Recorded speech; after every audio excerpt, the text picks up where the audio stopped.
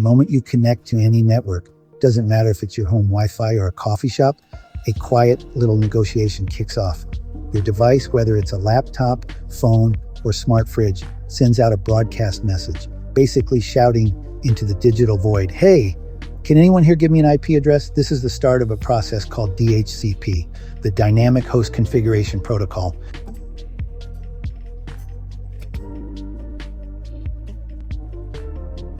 Normally, a legitimate server, probably your router, hears that call. It answers back with an offer saying, "Sure, you can use this IP address. And by the way, I'm the gateway to the internet, so send all your traffic through me."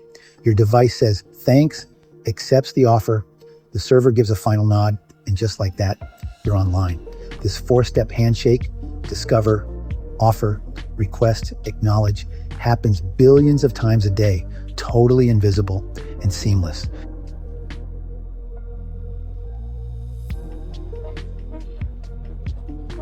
But what if something or someone else answers first? What if a malicious device on that same network is listening for that same cry for an IP? Because the DHCP protocol has a fatal flaw. It's way too trusting. It doesn't check the ID of the server making the offer. It just trusts whichever one replies the fastest. With a single perfectly timed malicious packet, I can hijack that trust. I can become the man in the middle. And today, I'm going to show you exactly how.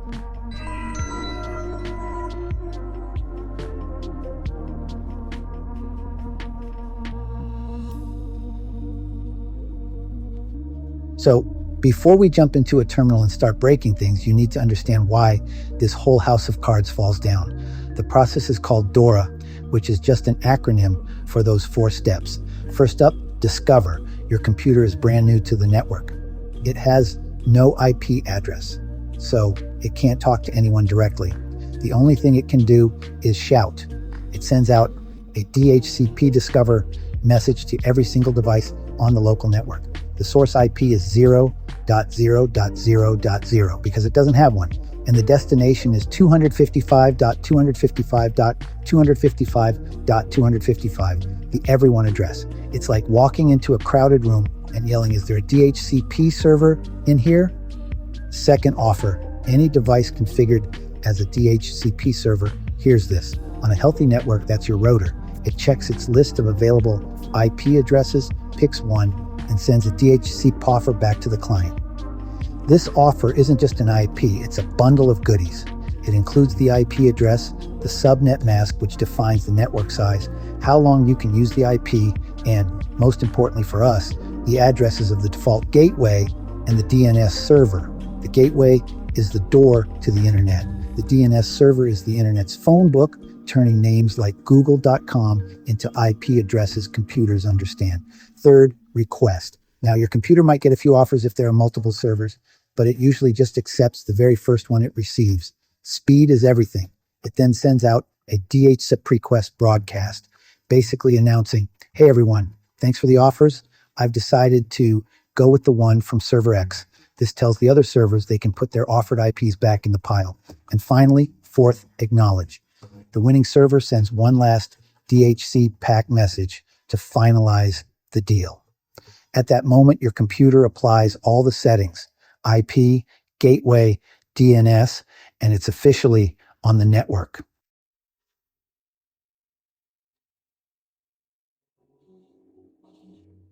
So where's the weak spot in all this? Well, it's a race. The client is designed to accept the first offer it gets. And honestly, there's absolutely no authentication. Your computer has no way of knowing if the server is your friendly router or, my sketchy laptop in the corner. It just trusts the first offer that comes in. This is where I, as an attacker, come in. My goal is really simple. Win the race. I'll set up my own DHCP server on the network. When a new client connects and basically screams DHCP discover, both my rogue server and the real router will hear it, but my server is configured to be lightning fast. A dedicated router is busy managing traffic for dozens of devices. My server, on the other hand, has only one job. If my DHCP offer gets there first, the client takes it. And what's in my offer? Oh, I'll give it a working IP address so the user doesn't suspect a thing. But for the default gateway and DNS server, I'm not going to point to the router. I'm going to list the IP address of my own attack machine. The second the client accepts that, the attack is a success. The victim's computer now believes my laptop is its gateway to the internet. Every piece of data it tries to send out, every website, every DNS lookup gets sent straight to my machine first. I become a digital checkpoint, free to inspect, log, or even change all of its traffic before I pass it along to the real router, so the victim's internet never appears to break. That's the core of a man-in-the-middle attack, all made possible by being the fastest talker in the room.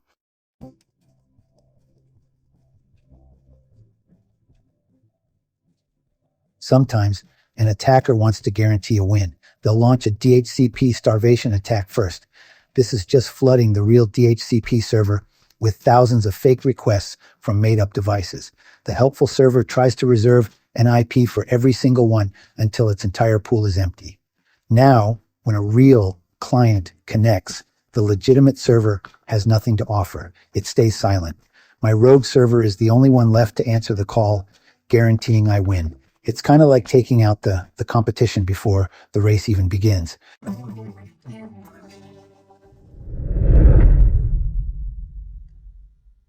Okay, that's the theory.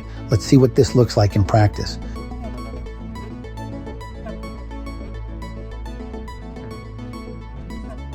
All right, let's get our hands dirty. Welcome to the attacker's machine. I'm using Kali Linux, which is pretty standard for this kind of work since it comes loaded with all the tools we need. But don't worry if you're not a Linux guru. The principles here work anywhere. I'll walk you through every command. First things first, we need to know where we are. Before any network attack, you have to know your own setup. I'll pop open a terminal. The command for this is IP-addr. We've got a couple of things here. Low is just for the machine to talk to itself, so we can ignore it. ETA0 is our actual network connection. Right now it has an IP of 192.168.1.110 given to it by the network's real DHCP server. Here's the thing, you can't be a DHCP client and a server on the same network card. It just doesn't work. So we need to give our attack machine a static IP. This is non-negotiable. A static IP makes sure our address doesn't change halfway through the attack, giving the victim's traffic a stable target to aim for.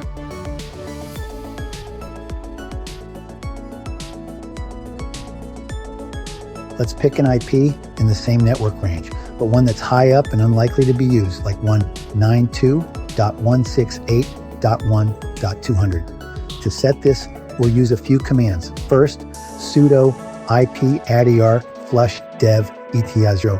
This command just wipes the old dynamic IP from our network card. Sudo is for admin rights, which we need to mess with network settings. Next, sudo IP-addr add 192.168.1.200/24 dev eth0. This adds our new static IP. The /24 is just shorthand for the subnet mask 255.255.255.0, telling it the size of our local network. And finally, sudo IP root add default via 192.168.1.1. Now this last command is the secret sauce for making our attack invisible. We're telling our own machine where the real gateway is. This way, when we intercept the victim's traffic, we can forward it to the actual router, which we'll assume is at 192.168.1.1, so their internet keeps working. If we skip this, their connection dies, and they'll know something's up immediately. We want to be stealthy.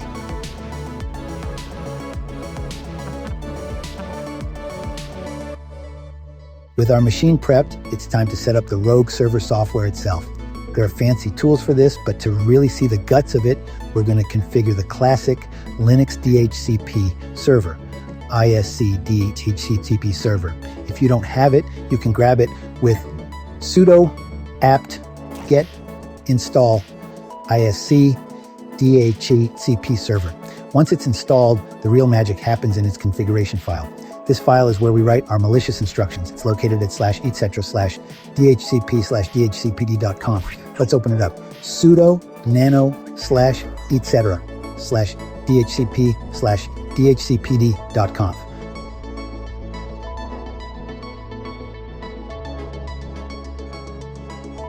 file will have a bunch of commented out examples. We can just ignore all that and add our own simple evil config.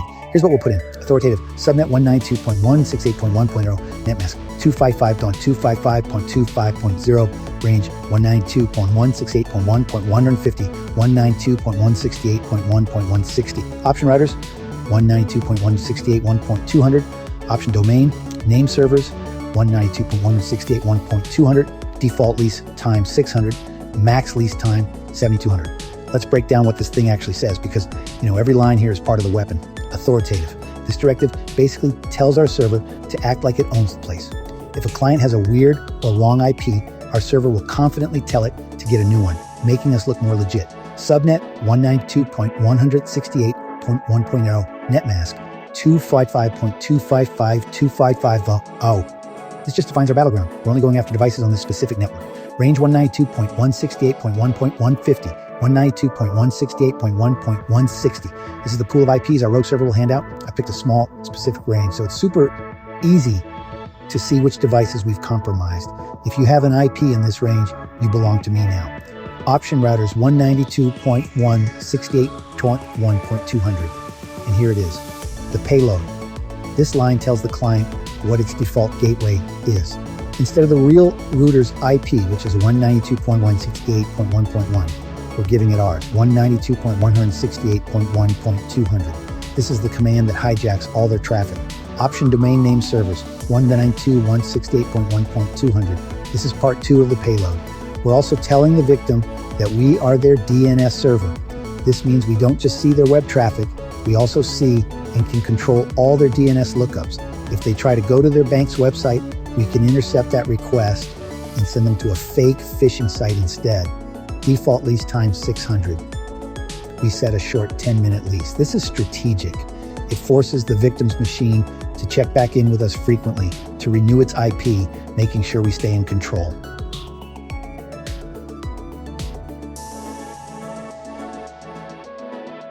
Okay, save the file and close it.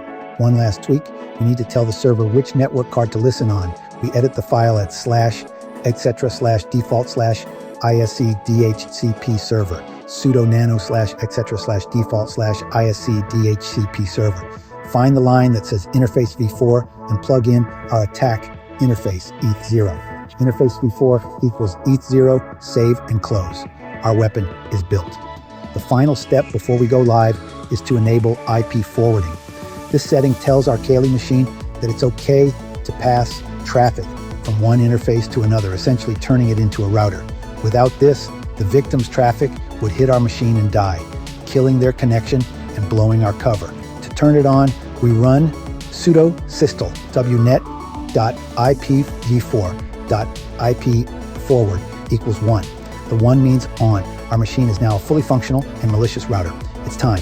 Let's start the server. Sudo systemctl start ISC DHCP server. If your cursor just blinks and you don't see an error, it's working.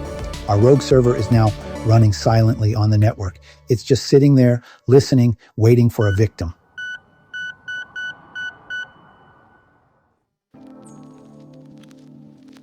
Okay, the trap is set, but how do we know if we caught anything? In this game, seeing is believing. We need to prove 2 things. First, that a victim took our bait, and second, that we're actually seeing their traffic. Let's hop over to our victim machine, a regular Windows 10 computer.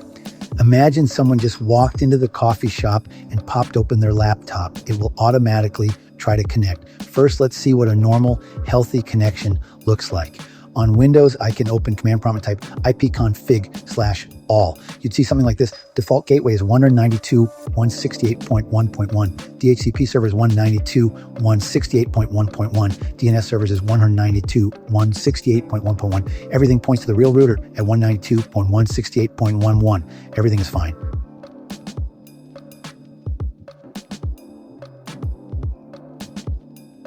Okay. So on Windows, I can just open up command prompt and type in ipconfig/all. You'd see something like this. Default gateway is 192.168.1.1. DHCP server is also 192.168.1.1. And DNS servers, again, 192.168.1.1. So everything here is pointing straight to the real router. at 192.168.1.1. Everything is fine.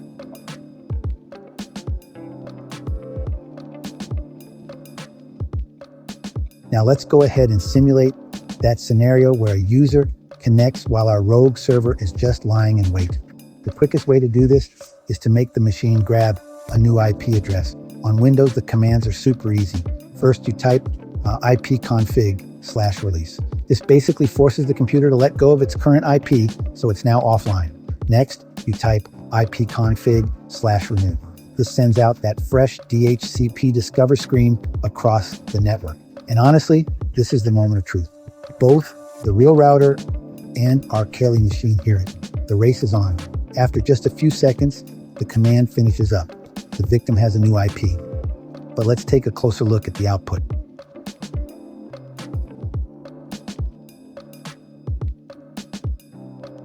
So you see this. IPv4 address 192.168.1.150. Default gateway 192.168.1.200. DHCP server 192.168.1.200. DNS servers 192.168.1.200. Bingo, we got them. It is absolutely undeniable. The IP address 192.168.1.150 is the first one from our malicious IP pool. But just look at the critical lines. The default gateway and DNS servers are now pointing to 192.168.1.200. That's the IP of our Kali machine. The victim is completely owned. They have no idea. Their internet icon in the corner says they're connected and everything is great.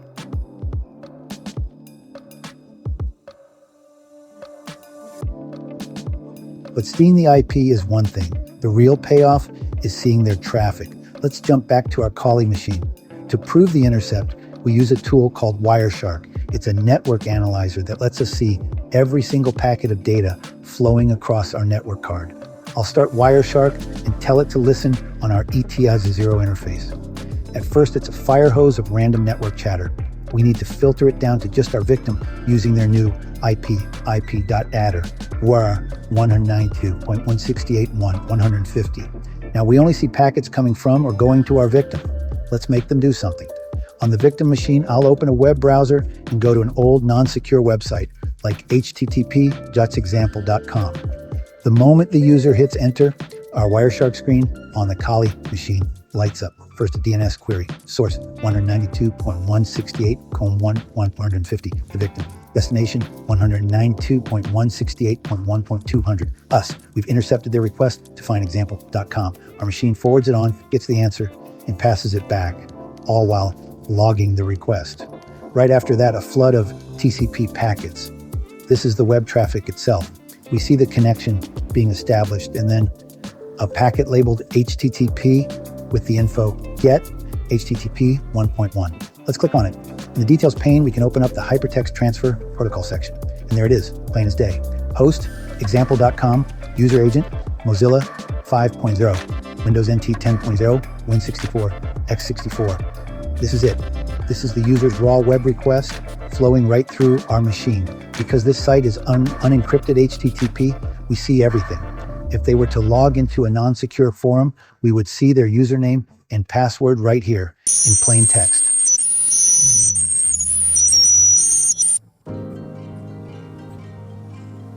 So that was terrifyingly easy, right? The natural question is, how on earth do you stop it? This attack is devastating on open networks, but in any managed environment, like a business, there's a killer defense, DHCP snooping. DHCP snooping is a feature on modern network switches that acts as a bouncer for DHCP traffic. It works right on the switch that all your devices are plugged into. Here's how it works. A network admin configures the switch ports into two types, trusted and untrusted. A trusted port is a port that's allowed to send DHCP server messages, like our malicious DHCPoffer. You would only set the port that connects to the known, legitimate DHCP server as trusted. All the other ports, especially the ones where users plug in their laptops, are left as untrusted. With DHCP snooping turned on, the switch acts like a security guard. If a DHCP or packet shows up on an untrusted port, the switch just drops it. It throws it in the digital trash can. Our rogue offer is stopped at the door. It never even gets to say hello to the client. The race is over before it even starts.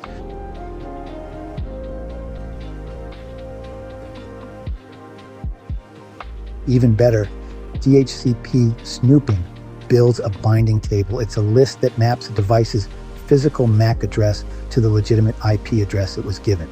This table then becomes the source of truth for other security features, helping to block a whole range of other network attacks. Essentially, DHCP snooping replaces the protocol's blind trust with a strict show me your ID policy. It says, I don't care who is shouting about offers. I'm only listening to messages from that one trusted port over there.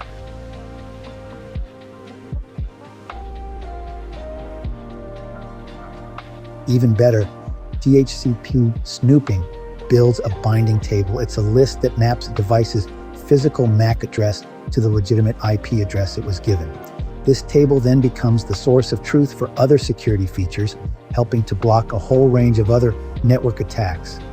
Essentially, DHCP snooping replaces the protocol's blind trust with a strict show me your ID policy. It says, I don't care who is shouting about offers. I'm only listening to messages from that one trusted port over there.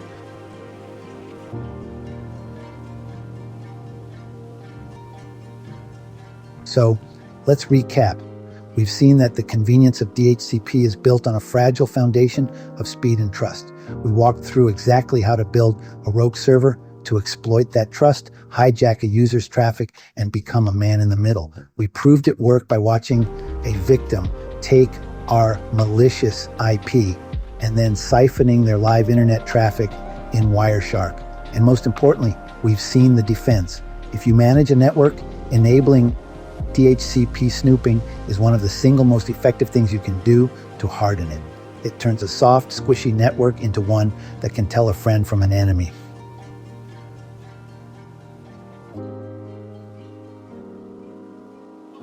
Knowing how these attacks are built is the first and most important step to defending against them.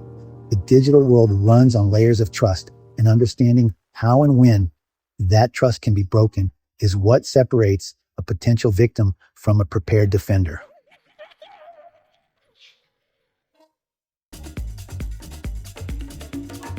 If you found this breakdown of a network attack useful, think about subscribing for more deep dives into ethical hacking and cybersecurity. The best defense is a good offense, so understanding how the other side thinks is key.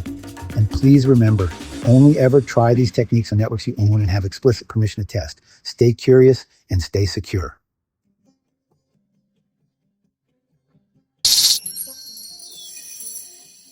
The rogue DHCP attack is a classic for a reason. It's powerful, simple, and it hits at the very core of how our devices get online. It's a perfect reminder that so many of the protocols we rely on were designed for a more trusting era as our world gets more connected. It's on us to build smarter layers of security like DHCP snooping over those old foundations to make sure our data stays ours. Thanks for watching.